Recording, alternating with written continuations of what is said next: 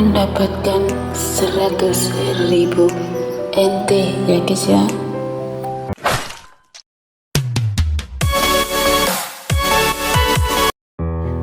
Assalamualaikum warahmatullahi wabarakatuh.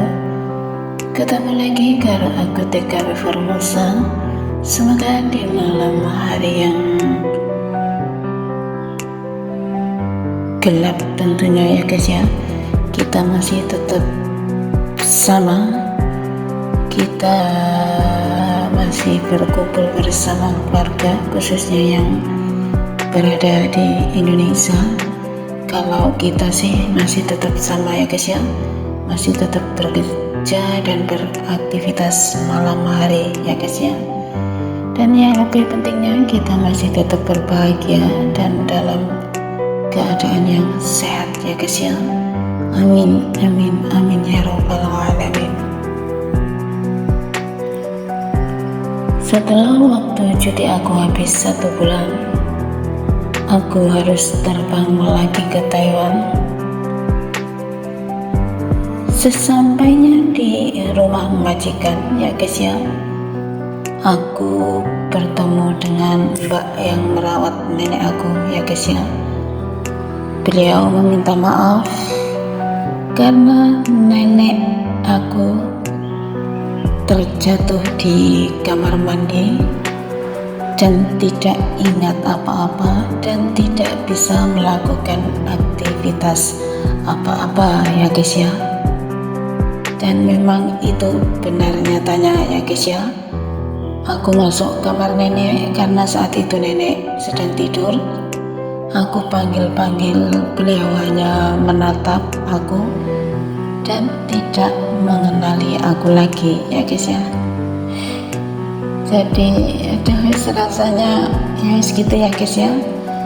Aku harus angkat, aku harus nyuapin, ya kembali lagi ke awal lagi ya guys ya.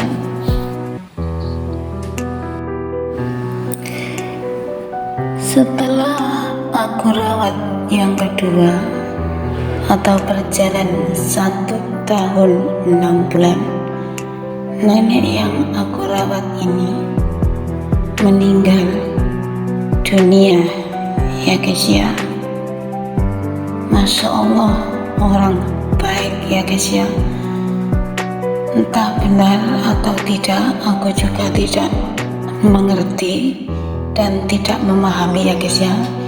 Ini aku hanya berbicara pengalaman selama aku berada di Taiwan ya guys ya. Meninggalnya begitu mudah ya guys ya. Saat itu kami berada di rumah sakit dan aku berpamitan sama nenek. Nenek, aku mau mandi sebentar ya, karena ini musim panas, jadi kalau nggak mandi itu gak enak gitu ya guys ya. Nenek aku berkata,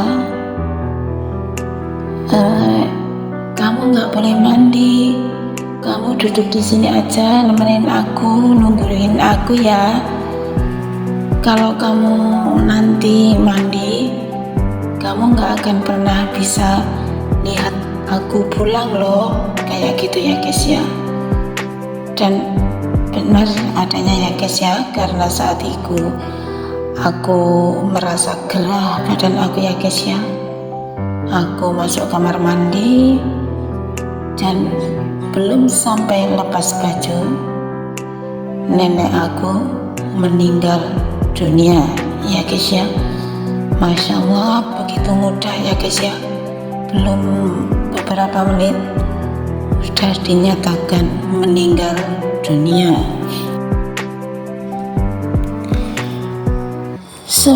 Setelah meninggal dunia, seperti biasanya ya guys, orang Taiwan selalu menunggu prosesnya selesai. Setelah itu ditaruh di tempat penyimpanan, barulah kita pulang ke rumah masing-masing ya guys ya. Aku pulang ke rumah nenek sendirian, sedangkan majikanku pulang ke apartemennya ya guys ya. Setelah berlanjut karena majikan aku tidak ada aktivitas apa-apa, di situ aku juga lontang-lantung ya guys ya, karena aku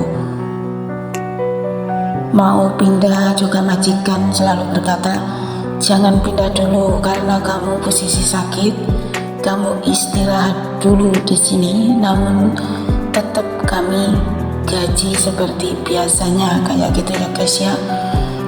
Jadi aku setelah nenek meninggal dunia, aku berada di rumah majikan aku ini selama 5 bulan ya guys ya.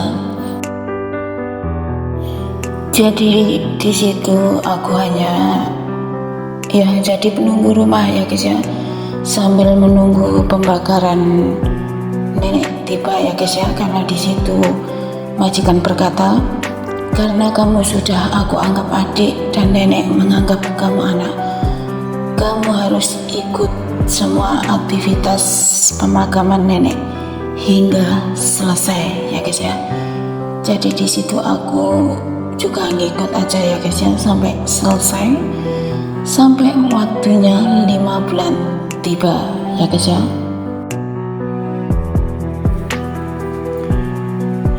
Setelah 5 bulan tiba, agen majikan aku berkumpul ya guys ya. Di situ kami menghitung gaji ya seperti biasanya ya guys ya.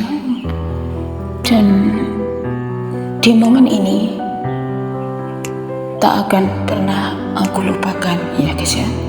Karena apa? Karena saat kami menghitung gaji, majikan aku berkata, aku nggak akan bisa memenuhi kebutuhan kamu dan anak-anak kamu. Namun di sini kami ada sedikit rezeki, gitu ya guys ya. Di situ aku dikasih bukan hongpao, tapi amplop yang berwarna kuning keemasan ya guys ya. Dan alhamdulillah, masya Allah, di dalamnya berisi uang 100.000 NT ya guys ya. Kalau dirupiahkan untuk saat ini sekitar 50 juta rupiah ya guys ya. Di situ aku dipeluk ya guys ya sama menantu majikan aku, karena sudah seperti benar-benar saudara ya guys ya. Menantu majikan aku ini menangis ya guys ya, karena memang benar-benar tahu kisahku, semuanya tahu lah tentang aku ya guys ya. Karena kami memang sering pergi ke tempat-tempat kopi, nongkrong seharian di tempat ngopi kayak gitu ya guys ya. Setelah itu aku meninggalkan rumah nenek ya guys ya, dengan diantar majikan aku dan juga menantu nenek ya guys ya. Di situ kami berpelukan, menangis, dan sampai sekarang aku masih intens komunikasi dengan beliau ya guys ya. Karena apa? Ya karena mereka menganggap aku adik. Jadi setiap aku pindah majikan gitu, mereka selalu bertanya, gimana majikan kamu baik enggak? Kalau majikan kamu enggak baik, kamu kembali lagi ke sini, tinggal bersama kami lagi, kamu bekerja di sini lagi kayak gitu ya guys. Tapi karena di rumah majikan aku itu nggak ada yang dirawat guys, jadi aku juga nggak enak sendiri, juga sungkan kayak gitu ya.